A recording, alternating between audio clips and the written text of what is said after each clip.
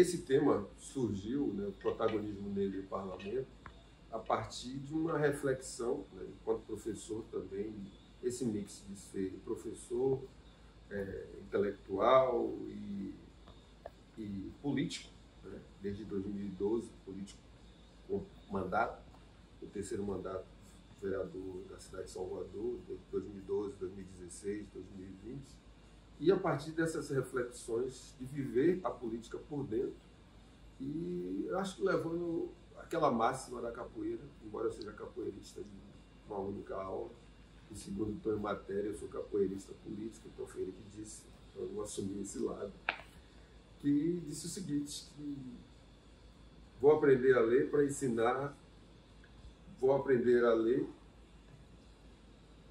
para ensinar meus camaradas. Né? Então, entrar nesse espaço onde se coloca o tempo todo como algo que é distante dessa massa, então você aprende para poder dizer como é que chega e a importância de chegar. Né? Eu acho que nesse 20 de novembro uma reflexão importante que é possível fazer sobre esse momento, né? Para além da celebração que fomos nós que produzimos, e eu acho que precisa ter um cuidado para não ficar a celebração pela celebração e se esvaziando o conteúdo político, ou seja, que deu razão do porquê se celebrar o 20 de novembro, a figura de Zumbi dos Palmares, todo esse significado. Né? Não é negar a festa, mas não podemos perder o sentido, né? Porque senão vem e conta a história daqui para frente.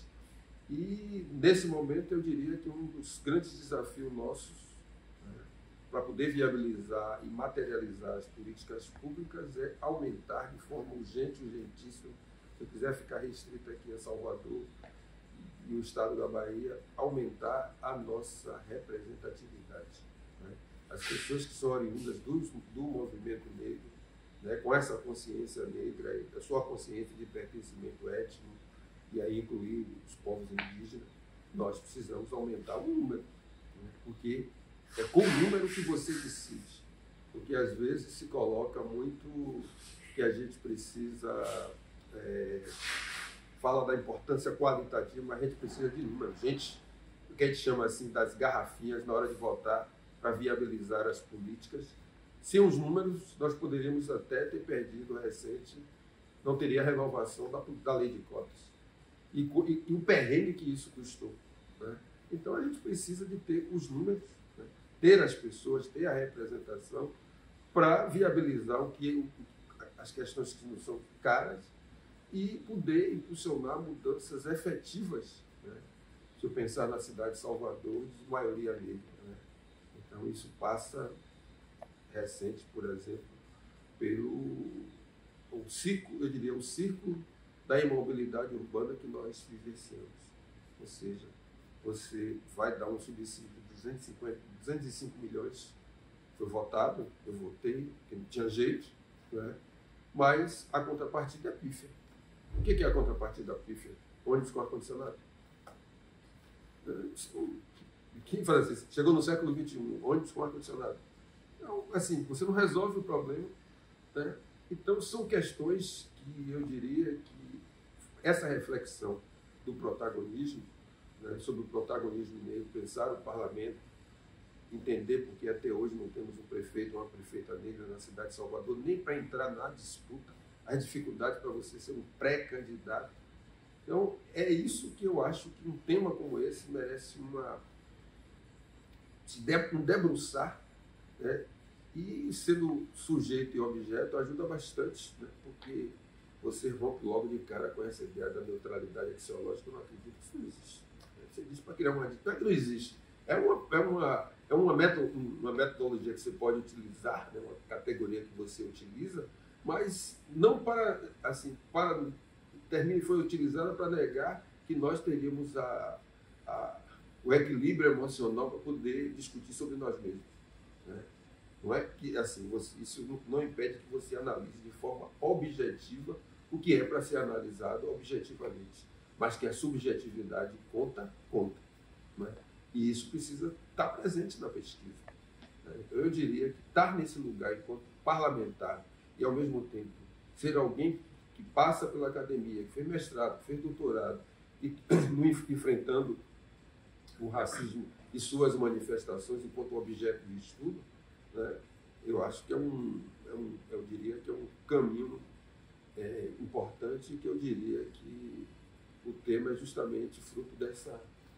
Agora, no mundo acadêmico e no mundo real, fora da academia, a materialização, né? Não estou fazendo curso da academia também, senão vai ficar parecendo, né? Mas ou aprender a ler para ensinar meus camaradas. Para mim, esse é a simbologia, eu diria que é a materialização desse protagonismo negro e parlamentar. Então, a educação é um caminho que já tem sido trilhado a partir do movimento das cotas, mas que deveria ser continuado e deveria também focar na necessidade de ter mais candidatos, mas além disso, assim, quando a gente pensa na forma que funciona a política, né, partidária também, quem mais que um pesquisador saindo daqui, um acadêmico saindo daqui, deveria tentar vasculhar para compreender como é. Olha, eu tenho um cuidado, até ouvi uma professora, que é muito minha amiga, a professora Geri Augusto, que ela é da Brown University, e a gente sempre tem uns cafés pan-africanos ou transnacionais, quando elas têm a oportunidade de estar conosco, né? E nas nossas conversas, uma vez ela trouxe algo que Stuart Hall disse lá na Jamaica, quando esteve lá, ele é jamaicano de origem e tal, parece. Aí ele disse o seguinte: há uma diferença entre o acadêmico e o intelectual. Nem todo acadêmico é intelectual. E isso, o ser intelectual, tem a ver com o seu enraizamento dentro das questões da sociedade, né? Não é só você escrever sobre, é você estar para isso se refletir no que você escreve sobre, né? E isso faz diferença. Então, assim, para mim, assim, eu estou vendo hoje, acho que é importante, não estou estabelecendo hierarquias, mas eu acho que é importante que hoje todo esse saber, essa entrada nossa, né, como isso mudou os objetos de pesquisa, como isso transformou a universidade, essa crítica à epistemologia, como isso abriu outros campos, não só as pessoas negras entrando, mas os chamados setores populares, né? E pensando sobre suas práticas, né? Eu acho que dá uma pesquisa muito bacana, né? Você pegar a introdução dos trabalhos, sobretudo que fala das vivências, né? Termina virando essas escrevivências, né, que o professor Evaristo tem falado, né, que é ela que constrói esse conceito, mas como as pessoas, ao contarem suas trajetórias, por que estão escrevendo sobre determinados temas, só ali já dá um tema fantástico, porque ali mostra como os enfrentamentos dentro da universidade, porque a universidade não ia se mover, porque se ela é parte de um sistema, por mais que você produza as críticas, mas é parte de um sistema, o que levou, por exemplo, a Universidade Federal ficar de costa para o seu entorno. A gente está aqui em São Lázaro, Calabar está ali, quantos do Calabar subiram para ter aula de São Lázaro aqui perto, né? E essa procissão que se passava aqui toda segunda-feira, hoje é segunda-feira, passa toda segunda-feira pela manhã, os tempos de trabalho que as pessoas mudavam em função de São Lázaro. Eu lembro de um amigo meu que é mecânico, ele dizia: vou lá ver o velho. Ver o velho, ele podia trabalhar sábado até mais de 7 horas como autônomo, mas de segunda-feira não trabalhava. Então, assim, esse outro tempo de trabalho, né, que está aí presente. Eu sou daqui de perto, da Rua 13, da Souza do Zéu, ali do Alto do Cantuá. Quantas pessoas dali subiam para poder ter aula aqui? Pouquíssimos, né? Alguns da minha família, minha irmã, que foi aluno daqui do Instituto de Matemática, né? Meu irmão, que foi da Escola Politécnica, muitos poucos. Então, assim, a Universidade Federal é um verdadeiro enclave na cidade de Salvador. Diferente do que vai acontecer com a FRB, quando tem as ações afirmativas. Diferente a UFBA a partir de 2004, onde a UFBA teve que se repensar também E, nesse sentido, as ações afirmativas provocam a existência do bacharelado interdisciplinar. Porque se não fossem as ações afirmativas, nem ia ter lei. Você teve que ampliar para dizer, olha, o sofá que sentava os mesmos, alguém teve que sentar e dizer, olha, agora com as cotas vai diminuir o tamanho. E por quanto tempo isso ficou? A universidade com o mesmo número de vagas, 3.000 e poucas vagas, que era 3.600. Quando eu fiz vestibular, eu sou do vestibular de 1980. Né? Eu tinha 16 anos quando eu fiz o primeiro vestibular da minha vida. Né? E olhe que quantos na minha época conseguiram fazer isso? Então, assim, eu diria que esse lugar que nós temos, né, e esse lugar do papel da educação, ao levar a universidade a se repensar, e aí vem essa... E tem, a gente não cair no academicismo, acho que é importante, mas para o tamanho eu vou usar uma expressão cristã, a messe é grande e são poucos operários. O que a gente precisa dar conta? Ficar somente dentro da academia, eu acho pouco. Para o momento que nós estamos. Se bastar só com o que está aqui. E eu acho que é importante se produzir o que está fazendo aqui, se refletir. Mas, ao mesmo tempo, essa troca é de fundamental importância. E se a gente não fizer essa troca, a gente vai achar que a gente está dentro de uma bolha e que vai ficar... Eu acho uma coisa que em economia tinha um autor que falava assim, a visão ptolomaica. Você ficar rodando em torno de si mesmo, não vai. Então, assim, se de fato, eu acho que tem um ganho importantíssimo, assim, ampliar o número de horas da extensão, né? Isso tem um ganho incomensurável. Agora, para esse salto de quem está trabalhando, sobretudo no enfrentamento ao racismo, eu não posso só produzir dados, fazer estudos. Se eu também, quando tenho 20 de novembro, eu não vou para as ruas. Eu vou ficar virtualmente achando que... E aí a gente cai nessa armadilha do consumo, nessa armadilha de transformar o 20 de novembro em um conjunto de atividades, de eventos, né? Como eu aprendi com o Public Enemy, acho que aquele conjunto de rap, quando eles ganharam um prêmio, eles disseram assim, eu faço raptivismo.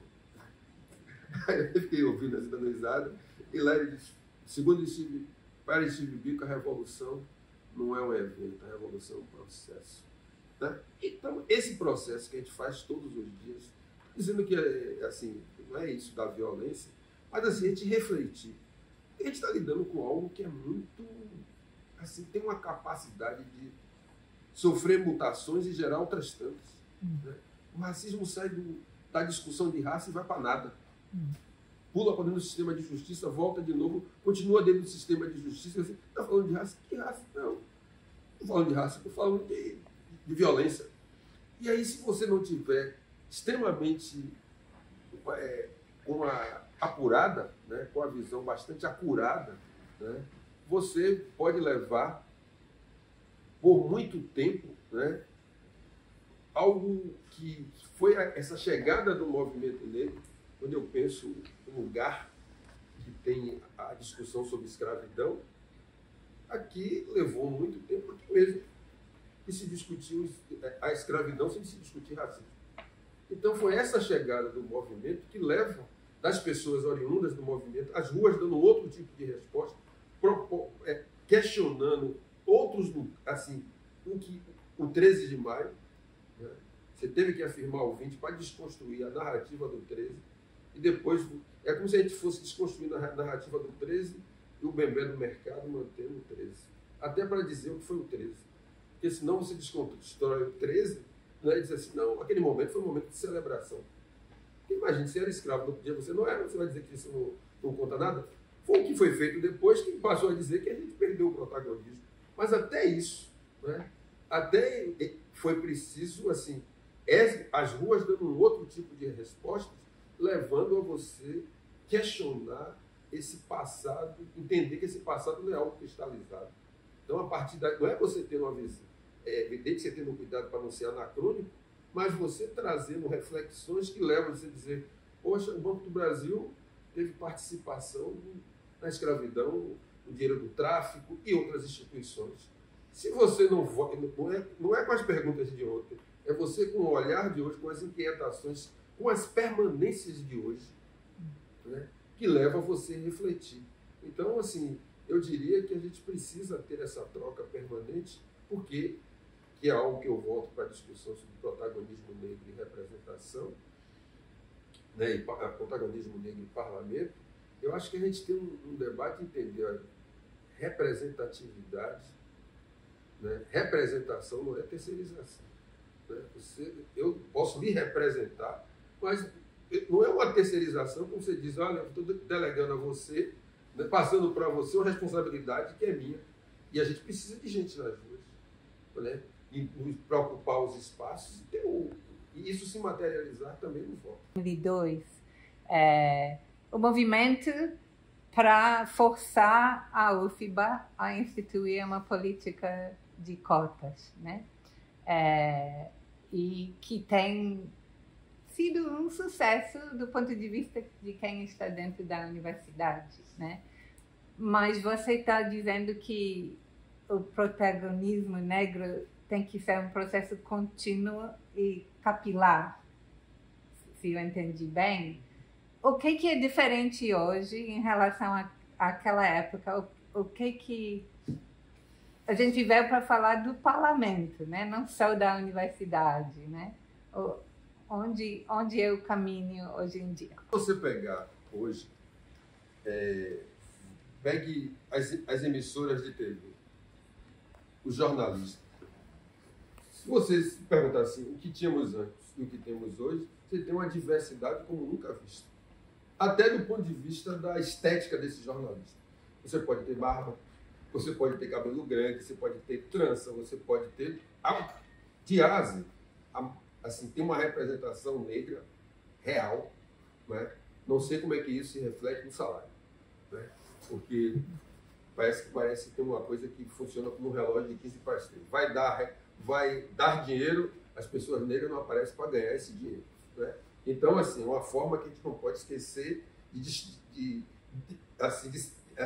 colocar como só um ato de benevolência. Não é jogo de bonzinho, é um jogo, né? A professora Vlamira até chama esse jogo da dissimulação, que é o título do livro dela, né? Então, assim, se você tirar a fotografia aqui, e tirar essa fotografia que tinha antes, nos anos 80, né? E hoje, Wanda Chase, basicamente, e Georgina Mainá, e hoje você vai ver que tem uma diferença, ampliou, né? Mas, assim, para dentro das redações, como é que isso continua? Quem é que são os diretores? Quem é que é o editor-chefe? Quem é a editora-chefe?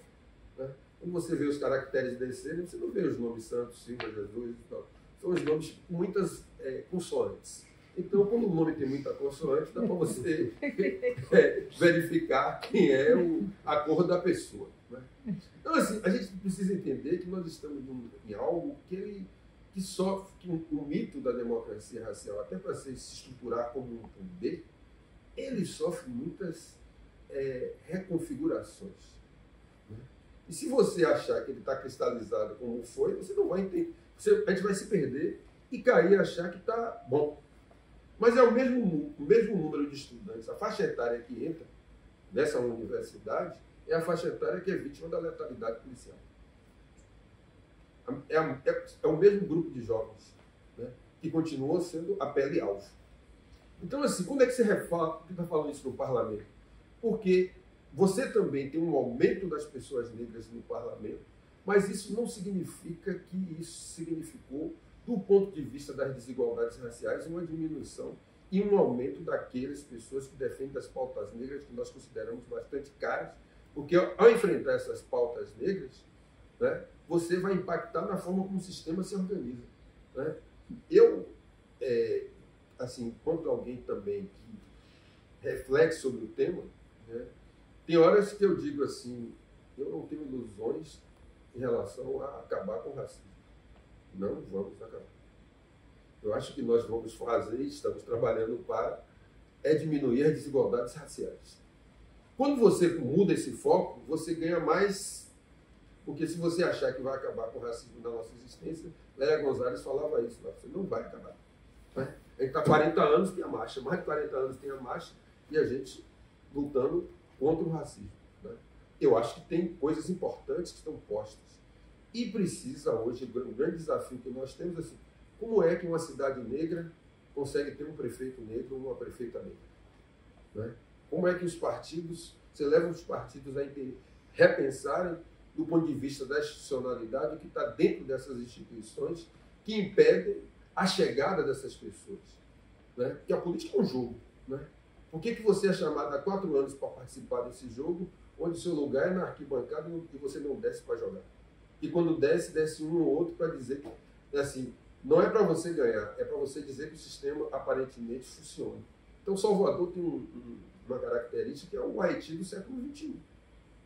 Assim como o Haiti foi lá no século XVIII, na virada do XVIII para o XIX, Salvador hoje reúne as mesmas condições. Se aqui se levantar, assim, eu acho que você tem um negócio aí que inimaginável.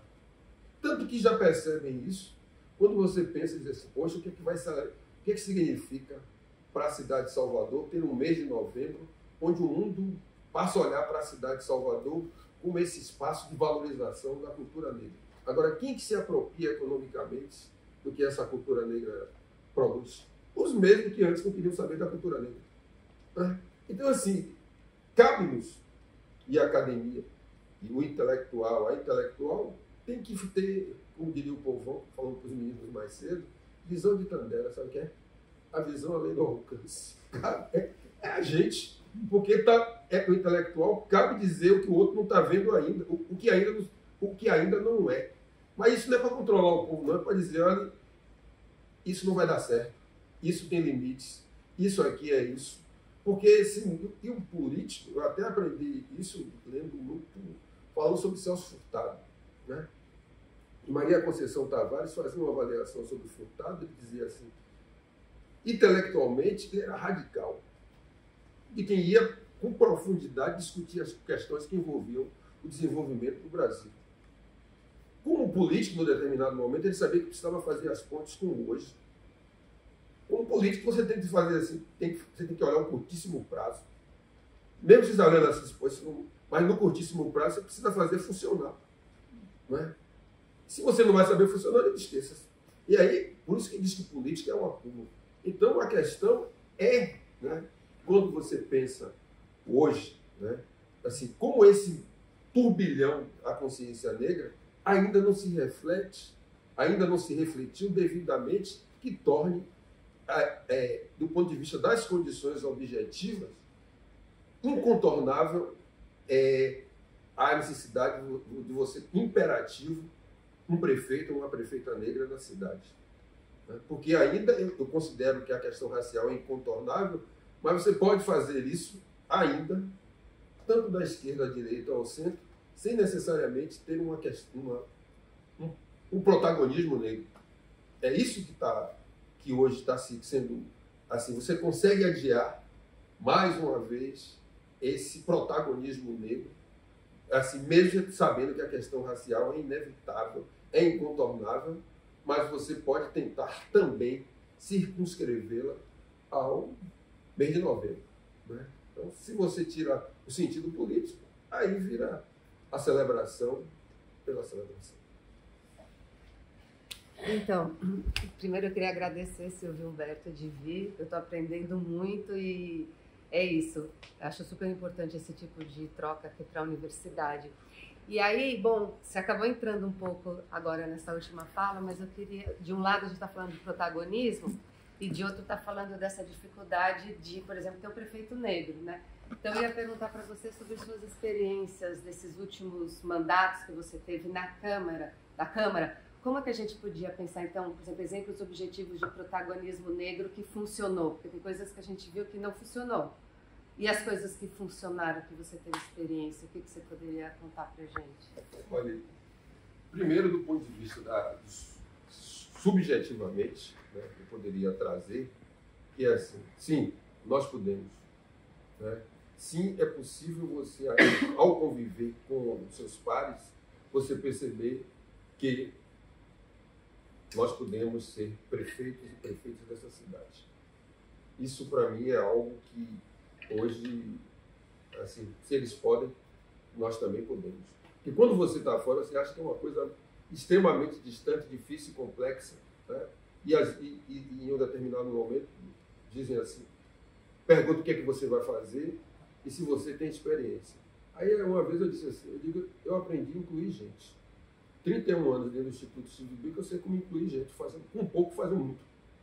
E eles sabem o contrário, porque se as políticas públicas que foram pensadas, elaboradas e efetivadas tivessem efetividade, Salvador estava em outro lugar. Mas quando eu olho a mobilidade urbana, quando eu olho, eu penso em emprego e renda, né? A cidade deixa muito a desejar. Né? É uma cidade rica, mas não é próspera, porque essa população não é tratada com dignidade. Então, se para fazer isso daí, eu digo, a gente pode pensar em fazer o contrário. Né? Fazer de uma outra forma, quando você procura trazer assim, a dignidade como um elemento balizador, que embase as suas políticas públicas, você sempre tendo cuidado de perguntar, isso garante dignidade? Se não garante, volte. Né? Porque o mercado faz disso de uma outra forma. Isso garante os interesses do mercado? Se não garante, nem vá. Né? É assim que o mercado procura agir. Né? Esse é o utopista. Não, eu acho que a gente precisa mudar a lógica. Né? Aprender a mudar a lógica. Eu diria, por exemplo, na área de... Eu fui o relator do Plano Municipal de Cultura. Né? Que algo naquela época é inimaginável dentro do jogo político, porque normalmente é um plano do executivo, quem é relator é quem é da base do governo. E a gente conseguiu construir pontes, porque eles também tinham entrado dentro, porque eles tinham um problema dos setores conservadores com a cultura LGBT que ia ter mais, né? Porque eles não acreditam que existe uma cultura LGBT que ia ter mais, e nós fomos num processo de convence aqui, convence ali, embate aqui e ali, dentro do jogo político, nós conseguimos viabilizar, né? Porque há que se dizer que o Plano Municipal de Cultura foi uma construção da sociedade civil. Né? Então, assim, aberto, mesmo durante o período da pandemia, realizamos audiências públicas virtuais. É um problema muito bem, com metas, com objetivos, né? E agora cabe à sociedade também monitorar. Né? Então está ali um processo de trazer a cultura como eixo estruturante. Eu diria que o Estatuto da Igualdade Racial e Combate à Intolerância, eu também fui relator e a gente conseguiu aprovar, mas aí o passo seguinte é tirar isso do papel. Né? Você tem um fundo de ações afirmativas que se aprova os fundos, mas não, assim, não tem nenhuma dotação orçamentária para o fundo. Você pode receber dinheiro de fora, né? Você pode receber doações, mas do orçamento, você diz assim, das receitas próprias eu vou destinar X, não tem. Então o fundo fica ali, né, pairando, uma ideia boa, mas você não vai fazer políticas públicas sem recursos. Então, assim, eu acho que conta mais esse que eu vou denominar imaterial, do ponto de vista da subjetividade, você conhecer como é que, em parte, como é que esse jogo funciona, para você dizer novamente a outras pessoas, olha, é possível. Né? Eu acho que do ponto de vista de você encontrar as pessoas e você fazer o diálogo, tanto com as ruas como com a academia, né? Eu acho que isso é um ganho extremamente importante. Né? E eu acho que nos falta isso, que é não só o movimento negro, mas acho que é os movimentos sociais ainda, é a mobilização. A gente, assim, achou que tinha chegado no Nirvana e deixou as bis. Todo mundo já reconhece isso, né? Só que a gente está reconhecendo e não está indo lá fazer o dever de casa, que foi o que nos trouxe, né? E está sendo capturado, mais uma vez, pelo pragmatismo da governabilidade.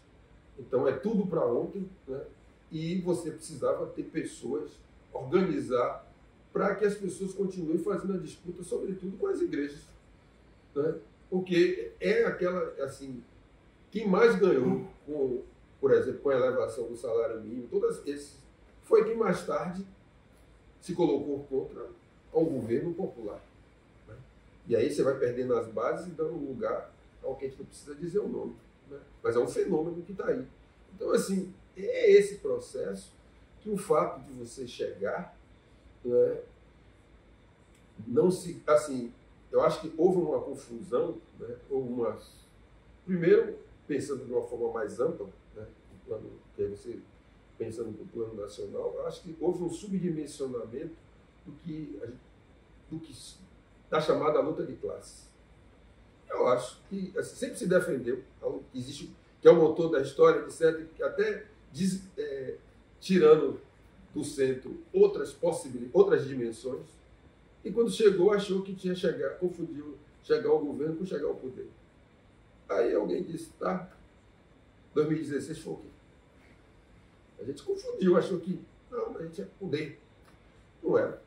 O poder ele é fracionado, eles se juntaram, o mercado ganhou e derrubou o governo Dilma. O mercado, junto com outros, o discurso que surgiu foi uma outra coisa. Mas o mercado, que sempre ganhou, disse agora já chega, eu assim, a lógica econômica se sobrepôs a um outro. E houve um subdimensionamento, se subdimensionou isso, e como também, eu diria, que aí vem para a pauta racial, né, que é aí o que eu acho que a gente aprende, a gente precisa aumentar a nossa representatividade.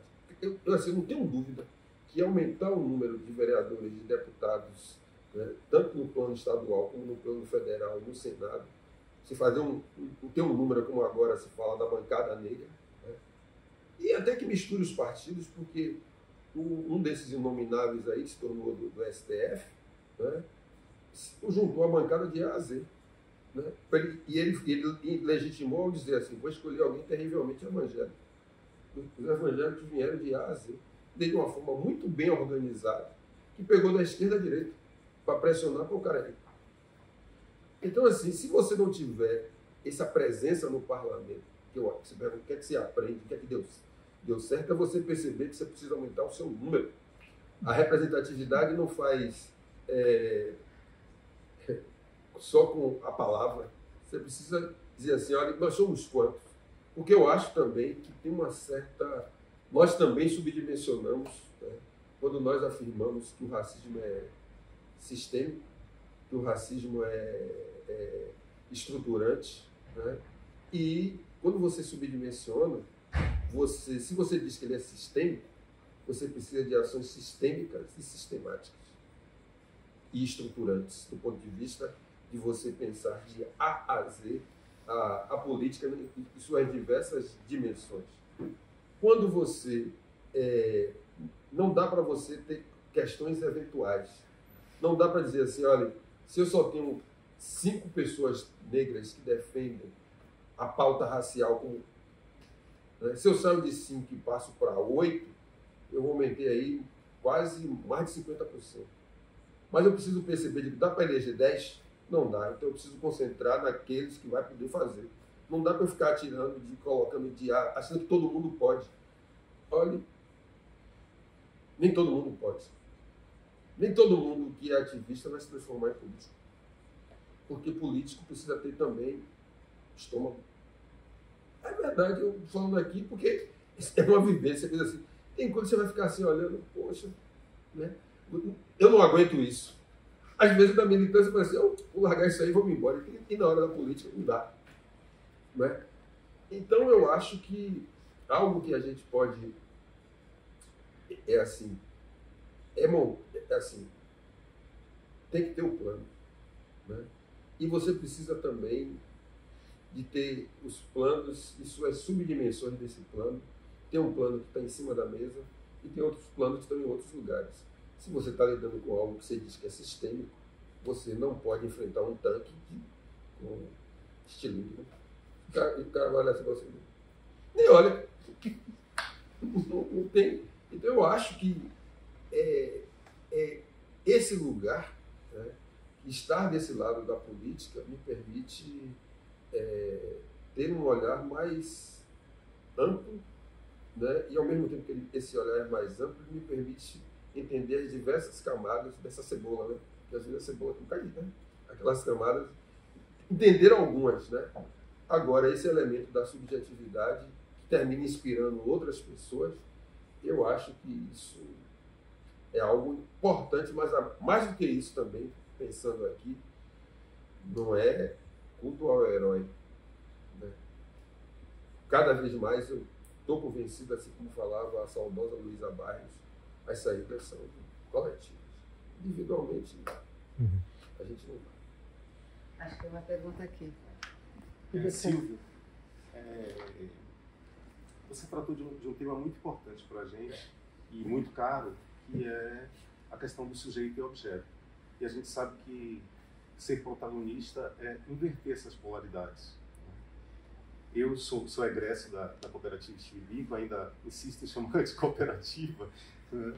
Da época em que a gente tinha que batalhar diuturnamente para que as coisas funcionassem, né? Os alunos cooperavam, e sobretudo vocês. E você tinha um númerozinho, que eu não me lembro de cabeça, que você sempre falava, 3.000, e virou... Era um número que a gente... seria meme hoje, né? Mas que, de certa forma, indicava um pragmatismo. E tratando do ponto de vista do protagonismo parlamentar, a gente sabe que essa relação sujeito e objeto tem uma linha fronteiriça aí nesse processo. O que eu gostaria de saber é o seguinte: na sua vivência nesses mandatos todos que você tem, como lidar com a questão do protagonismo, né, dos parlamentares que têm uma base de sustentação no movimento negro, no movimento popular, e aqueles que, vamos supor, no ângulo da relação sujeito-objeto, tratam a questão de modo meio que fetichista, né? Como a gente sabe que se dá muito no meio acadêmico, ou que se deu muito no meio acadêmico, e aí se aproximam das pautas que nos são caras, mas, de certa forma, às vezes até promovendo ou amplificando esse baralhamento subjetivo que é o racismo, né? Meu caro, essa é uma pergunta que, quando na anterior, eu falei que as saídas são coletivas, eu acho que faz a pequena grande diferença é de onde você veio. Né? A sua formação ter sido, no meu caso, né, a minha formação política ter sido um movimento negro, né? Então eu não sei fazer diferente, mesmo estando em um lugar onde o individualismo é a norma, é o princípio básico, né? Onde diz, não, você tem que ser o protagonista, se é seu, você tem que ser. E quem convive comigo sabe que algumas vezes eu acredito mesmo que às vezes você anda mais devagar para que todos possam ir juntos, né? Eu acredito no princípio da construção coletiva porque eu venho disso, né? E eu sei o quanto é difícil num lugar que você vive, é um lugar que prima pela a fogueira das vaidades, né? Tanto a academia como... Né? Então você passa por isso, mas eu entendo mesmo e de fato acredito que é uma linha que você fica, né, assim, sendo tentado por todos os lados, né? Então, é evidente que você está num ambiente onde tem 43 águias. Se você não for uma águia, você vai virar presa das águias, né? E quando você não aproveita a oportunidade, a vida vai dizer de forma o próximo, né? Então, eu digo, eu não vou ser oportunista, mas sei que quando as oportunidades que são criadas, você tem que saber aproveitar as oportunidades. Você não vai me ver colando em um movimento, não é? Se o movimento é o protagonista, vai ser o movimento que vai ser o protagonista, né? Porque é o que me mantém.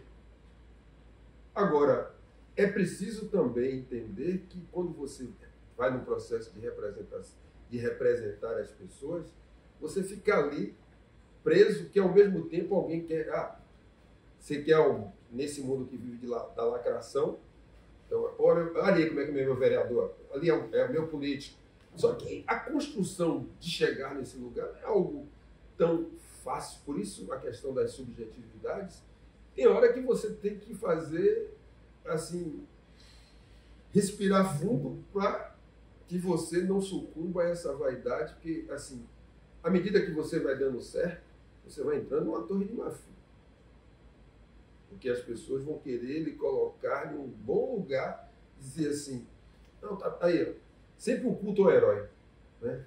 Tanto que a gente, no mês de novembro, a gente fica dizendo assim, eu sou descendente de reis e rainhas, eu fico olhando assim, eu digo, se tem reis e rainhas, tem súdito em algum lugar. Né? Porque tem, não tem reis e rainhas sem súdito.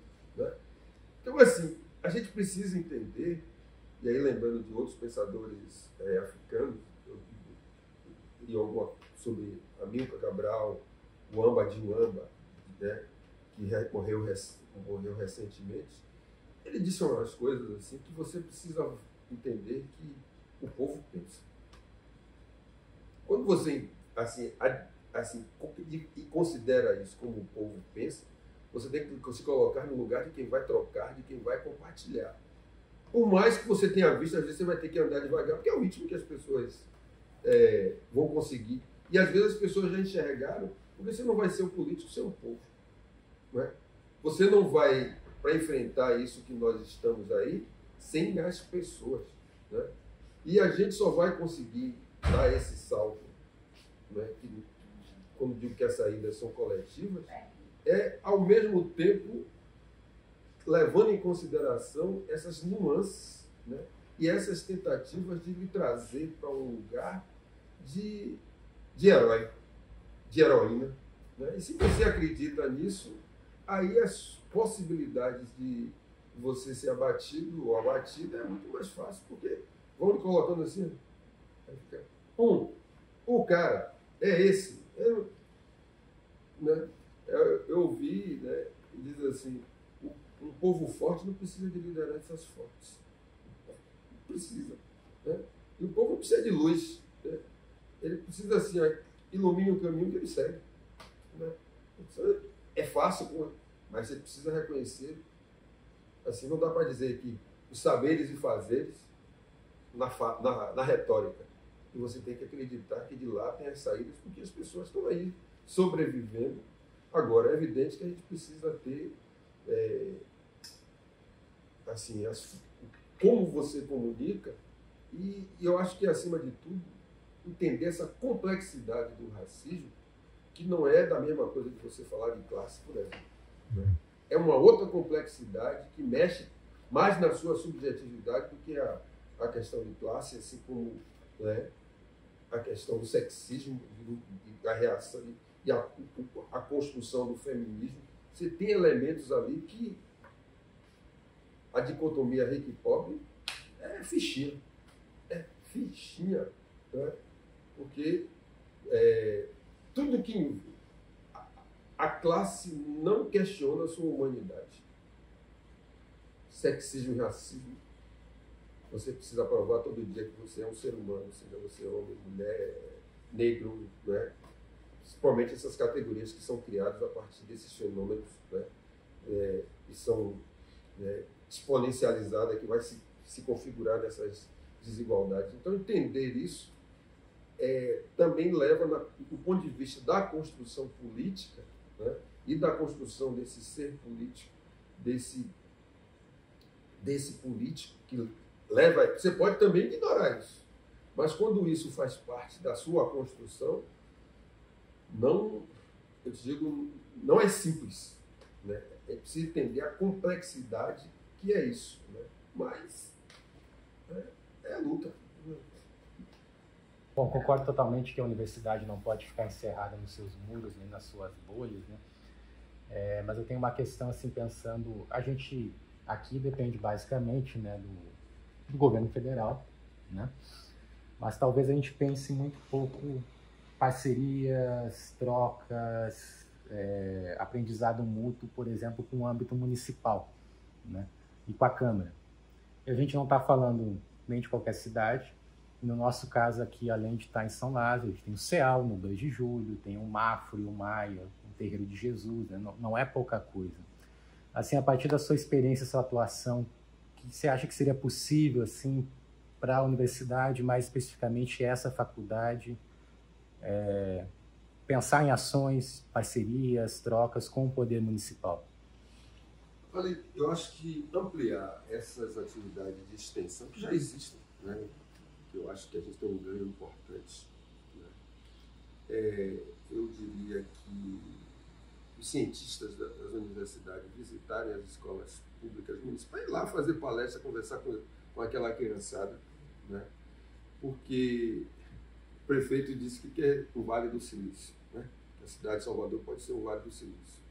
Mas quando você diz que você oferece que o aluno que tiver melhor desempenho do 2º ao 9º ano, o programa Morar Melhor, que é um programa de reforma das casas, você está dizendo que está jogando nas costas desses estudantes a responsabilidade que deveria ser da escola, né?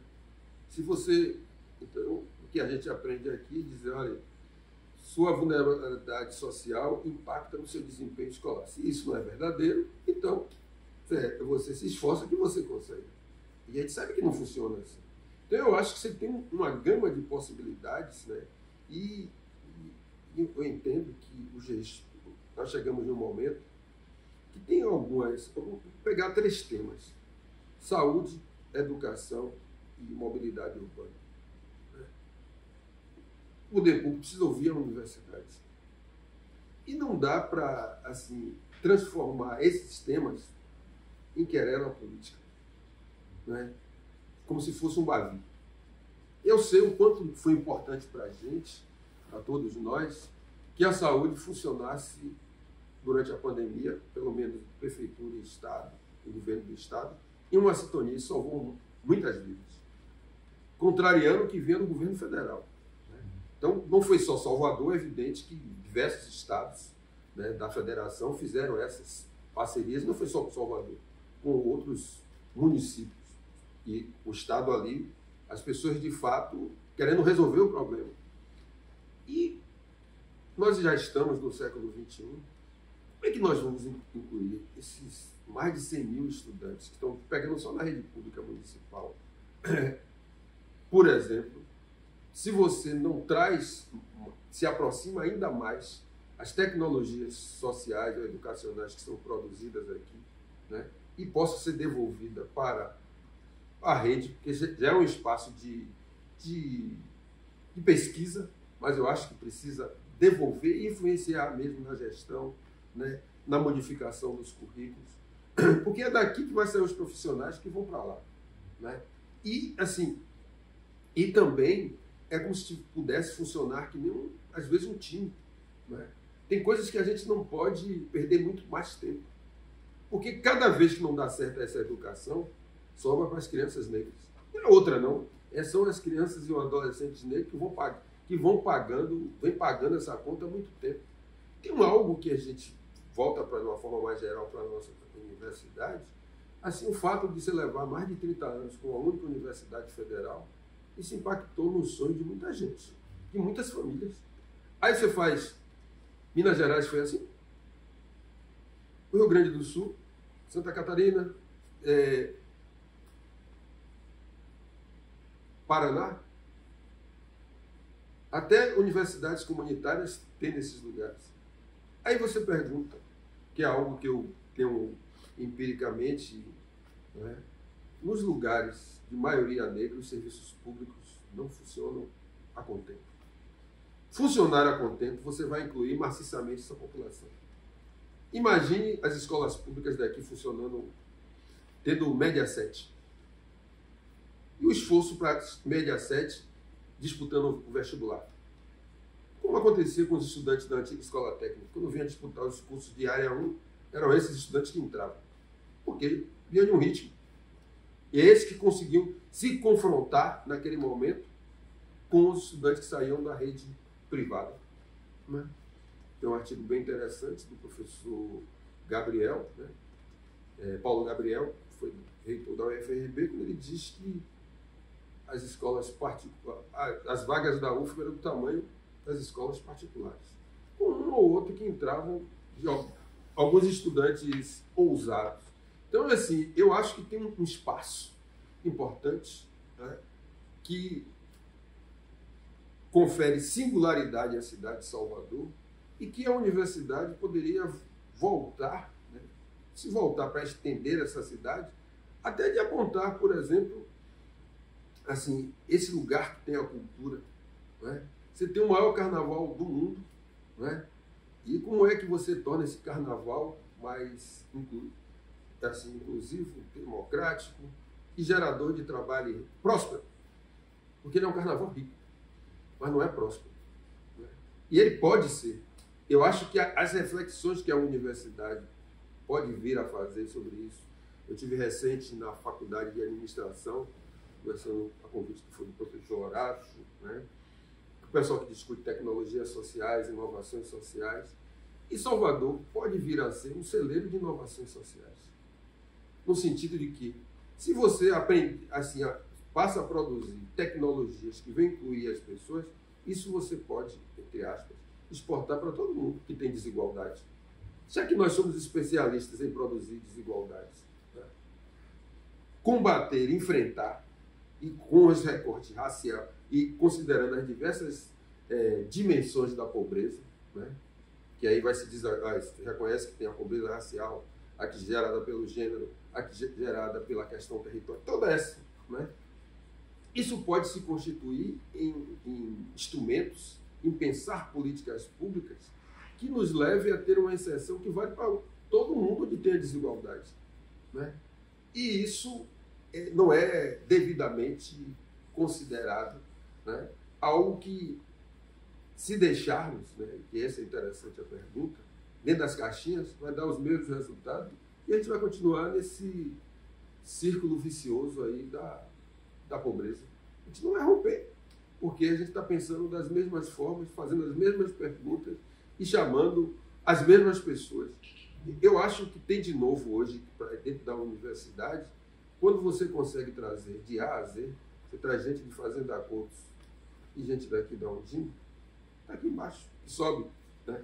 O mais distante que seja a Fazenda Coutos, quando você coloca isso junto, isso tem uma possibilidade fenomenal de produzir coisas, né? Mas aí a universidade também precisa se repensar, porque as pessoas... Aqui é um terreno fértil, mas se eu não colocar os adubos certos ou corretos, porque aí vem a escolha política. Porque às vezes a gente precisa entender que não é... A aparência é que a escolha é técnica. Mas a escolha, nós sabemos que é uma escolha política que escolhe a técnica, né? Você pode ter uma técnica que vai incluir, ou uma técnica que você vai dizer. O mundo não escolheu crescer Paulinho, foi uma escolha política. Presidida. Hoje está buscando se fazer uma outra escolha, assim, que nós denominamos de crise, a emergência climática. Aí você aprende até com os livros de autoajuda. Eu aprendi isso lendo 7 Hábitos de Pessoas Muito Eficazes, porque você tem que ler também um bocado de coisa. E aí, nesses 7 Hábitos da Pessoa Muito Eficaz, o cara diz assim, sabe quando é que uma coisa é urgente? Quando era importante, você não fez. É isso. A gente não fez o dever de casa quando era importante. E não foi por falta de aviso, né? Não. Agora a gente está vivendo só um detalhe, a onda de calor que torna-se inevitável. Mas também sabemos que cabe também aí dentro disso repensar, porque não dá espaço falar de transição energética sem transição justa. Porque você pode só mudar o combustível que está explorando. Era fóssil, agora é pela eólica, é pela solar, e como não fez a transição justa, as pessoas agora querem explorar com esse combustível, passa a ser explorado pelo outro, né? Porque a máquina, a técnica, mas a relação social, isso está imersa. Então eu acho que a universidade, né, e o poder público precisa estar aberto. Acha bonito o Vale do Silício, né? Surgiu do nada? Não. Uma interação entre Estado, universidade, né, e sociedade civil. É preciso trazer isso assim, com mais ênfase aqui, né? A universidade precisa quebrar algumas barreiras. Eu ouvi também, disse que a universidade não se abre para as empresas. Aí quando a universidade também se abre para as empresas não vêm, não se abrem para. Então precisa deixar esse diálogo que diz que está falando, o outro está ouvindo, né? Para de fato a gente partir para coisas mais concretas, porque o tempo da natureza que antes jogou a nosso favor, né, hoje não está mais. o tempo agora está em uma outra velocidade e, assim, está tudo para ontem. Esse tempo aí que não dá mais para esperar, né? E não dá mais para a gente perder tempo e desperdiçar energia. E realmente a gente deveria simplesmente agradecer muito, né? E né, a gente leva muita coisa para pensar a partir dessa hora, dialogando com você. Então, nossos agradecimentos. Não foi assim, eu que agradeço assim, essa oportunidade também, né, de refletir, porque eu acho que às vezes você não sabe quanta coisa tem dentro de você a partir do que você está vivenciando. E são perguntas que vão assim, disparando alguns gatilhos, né, que lhe permite você refletir sobre sua prática, né, o que é que você não, o que é que assim, as fragilidades, né, coisas que podem melhorar, né, questões que assim, como é que você encanta as pessoas do ponto de vista, porque político também tem essa característica de ser um encantador. Então, assim, você precisa ter que falar palavras que, às vezes, ganham o coração para ganhar a cabeça, né? E, principalmente, numa sociedade que é interseccionalizada pelo racismo, pelo sexismo, coisas que atacam a nossa subjetividade, né? Então, você não pode falar coisas para a cabeça das pessoas. Em tese, funciona na sua cabeça. Mas, assim, você tem que falar coisas que toquem as pessoas e as pessoas venham, se sintam parte. Por isso que um autor que eu tenho lido bastante, né, e sempre, como eu dou aula de desenvolvimento, né, socioeconômico, que está ali dentro do Afro-Utopia, que é Feuim Sarr, né, Feuim Sarr, que é um senegalês e economista, mas eu acho que o fato de ele ser músico, eu acho que deu uma... Se torna sério, E ele tem uma discussão sobre desenvolvimento, né, que a gente tem dito que se você considerar o prefixo 10, nega o que vem depois. Né? Então, desenvolvimento nega o 10 nega o envolvimento. Então, eu acho que a gente precisa chegar nessa discussão, que às vezes é só uma palavra, né? Mas assim, se você precisa pensar a justiça social né, para enfrentar o que aí está, você precisa envolver as pessoas. E talvez o uso do desenvolvimento, né, negue esse envolvimento tão necessário, tão estratégico, para a gente dar esse salto seguinte, né, dentro dessa discussão que eu acho que é bem mais ampla, sobre que vem a ser o bem viver, que envolve, entre outras coisas, a natureza como portadora de direitos. Esse é um debate que aparentemente parece lá distante, assim, uma coisa de... Mas é real, porque aí leva você a repensar alguns lugares, e sobretudo esse de pensar o desenvolvimento como uma coisa que tem o seu lugar, mas o resultado está aí. Então, se a gente quer envolver as pessoas, precisa pegar o 10 e empurrar para cá, assim, o envolvimento das pessoas, porque talvez uma palavra é o que a gente está precisando para reencantar as pessoas ou encantar outros tantos e não deixar cair nas armadilhas ultraliberais que, do jeito que está aí, só exacerbam o individualismo e a gente sabe qual é o resultado que isso tem dado no mundo. Ok.